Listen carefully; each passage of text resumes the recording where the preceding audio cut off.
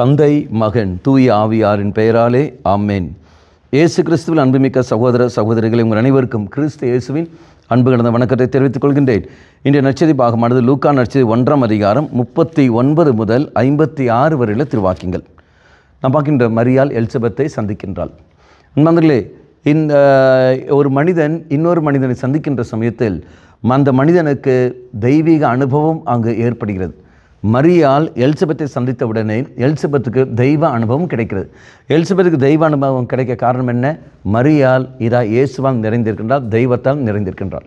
அப்படி என்றால் ஒரு மனிதன் இன்னொரு மனிதனை சந்திக்கிற சமயத்தில் அவன் நன்மையை அவன் கொடுக்கின்றான், தெய்வத்தை அவன் கொடுக்கின்றான், நன்மையை கொடுக்கின்றான். அங்கு நல்லது நடக்கிறது. ஆனால் நீயும் நானும் மனிதனாக இருக்கின்றோம். நாம் மற்றவர்கள் இப்போ சந்திக்கின்ற சமயத்தில் அங்கு நன்மை வருவதல்ல, மாறாக வெறுப்பு, வைராக்கியங்கள் கடந்து வருகிறது.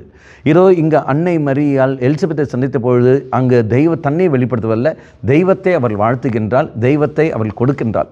ஆனால் நான் இங்கே கொடுப்பது என்னன்னு பார்க்குற சமயத்தில் இச்சையை நான் தூண்டுகின்றேன், நான் என்னுடைய அகங்காரத்தை நான் வெளிப்படுத்துகின்றேன், நான் என்ற கர்வத்தை நான் வெளிப்படுத்துகின்றேன், என் தீமையை தான் வெளிப்படுத்துகின்ற வழிய நன்மை அல்ல. அப்போ அதனால் அருகில் இருக்கிறவர்களுக்கு என்ன ஏற்படுகிறது?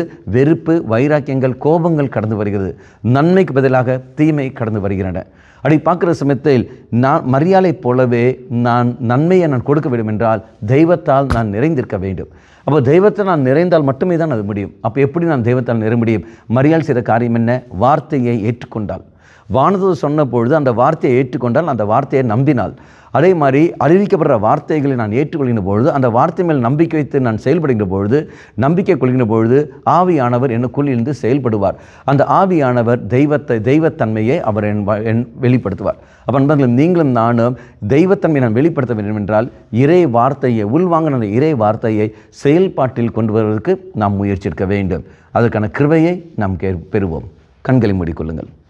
நல்லவனாய தெய்வமே, இது அன்னை மரியாளைப் போலவே செல்கின்ற இடமெல்லாம் நன்மை நான் கொடுக்க வேண்டும் என்றால், இயேசுவை நான் கொடுக்க வேண்டும் என்றால், சந்திக்கின்ற மனிதருக்கு தெய்வத்தை நான் வெளிப்படுத்த வேண்டும் என்றால், மரியாளைப் போலவே வார்த்தையை நான் உள்வாங்கி இருக்க வேண்டும். அந்த வார்த்தை மேல் நான் நம்பிக்கை வைத்து அந்த வார்த்தையை செயல்வடிவும் கொடுக்க வேண்டும்.